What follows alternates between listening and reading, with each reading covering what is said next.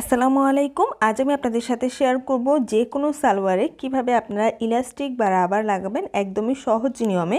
আশা করছি শেষ পর্যন্ত ভিডিওটি মনোযোগ সহকারে দেখবেন। তো চলুন শুরু করা যাক আজকে এই ভিডিওটি। প্রথমে এখানে আমি একটি সালোয়ার তৈরি করে নিয়েছি। এটা একটি প্যান্ট সালোয়ার।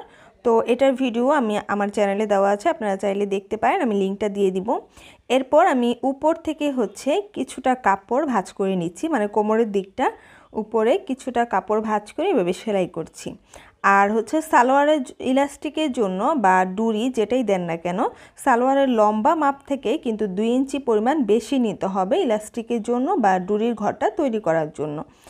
এরপর এভাবে 1/2 ইঞ্চি পরিমাণ করে ভাঁজ করে আমি পুরোটা ঘুরিয়ে সেলাই করে দিয়েছি। সেলাই করার পর এখন উল্টে নিচ্ছি সালোয়ারটাকে, যে দেখতে পাচ্ছেন সোজা করে নিচ্ছি। সোজা করে নেওয়ার পর এখন আমি ইলাস্টিক নিয়ে নিচ্ছি। আপনারা মনে রাখবেন যে কোমরে যা মাপ হবে তার অর্ধেক ইলাস্টিক নেবেন। তো এখানে আমার 20.5 ইঞ্চি পরিমাণ আছে। আর যদি আপনাদের মনে হয় যে ইলাস্টিকটা বেশি টাইট, সেক্ষেত্রে 1-2 ইঞ্চি বেশি নিতে পারেন। তো আমি এটা এভাবে ভাঁজ করে ভালো করে আটকে নিয়েছি সেলাই করে। সেলাই করার পর তারপর এটা এভাবে বসিয়ে এরকম করে এর উপরে মানে ইলাস্টিকটা কিছুটা ছাড়িয়ে সামনের দিকে কিন্তু কাপড়টা রাখতে হবে। এই যে দেখতে পাচ্ছেন এভাবে করে সামনের দিকে এনে তারপর পুরোটা ঘুরিয়ে সেলাই করে দিচ্ছি। মানে খেয়াল রাখবেন যাতে করে ইলাস্টিকের উপরে সেলাইটা না পড়ে, তাহলে কিন্তু এখানে কাপড়টা আটকে থাকবে ইলাস্টিকের সাথে। তো এই নিয়মে ইলাস্টিকটাকে টেনে সরিয়ে সরিয়ে তারপর কাপড়টা টেনে টেনে আমি এখানে ইলাস্টিকটাকে কাপড়ের সাথে লাগিয়ে নিচ্ছি।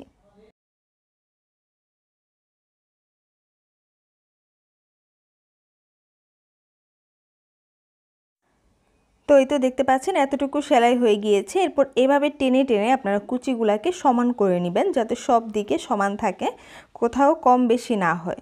তো আমি এভাবে টেনে টেনে সব দিকে সমান করে নিয়েছি। এরপর এখন ইলাস্টিকটা যাতে সরে না যায় সেজন্য মাঝখানে একটা সেলাই করতে হবে। এই যে মাঝখানের সেলাইটা এভাবে 2 সাইড থেকে টেনে দিতে হবে, যাতে করে সেলাইয়ের অংশটাতে কুচি পড়ে না থাকে। এভাবে টেনে টেনে দিলে আপনাদের সেলাইটা কিন্তু এখান থেকে খুলে যাবে না। এই যে দেখতে পাচ্ছেন 2 সাইডে টেনে মাঝখানে কোনো ধরনের কুচি থাকবে না, এরকম করে আমি সেলাই করে নিয়েছি। তো এই তো দেখতে পাচ্ছেন তৈরি হয়ে গিয়েছে ইলাস্টিক লাগানো। আশা করছি আজকে ভিডিওটি ভালো লেগেছে। ভালো লাগলে অবশ্যই ভিডিওতে একটি লাইক দিতে ভুলবেন না, আর ভিডিওটি আপনার ফ্রেন্ডদের মাঝে শেয়ার করবেন। আজকে এই পর্যন্তই। অনেক অনেক ভালো থাকবেন। আল্লাহ হাফেজ।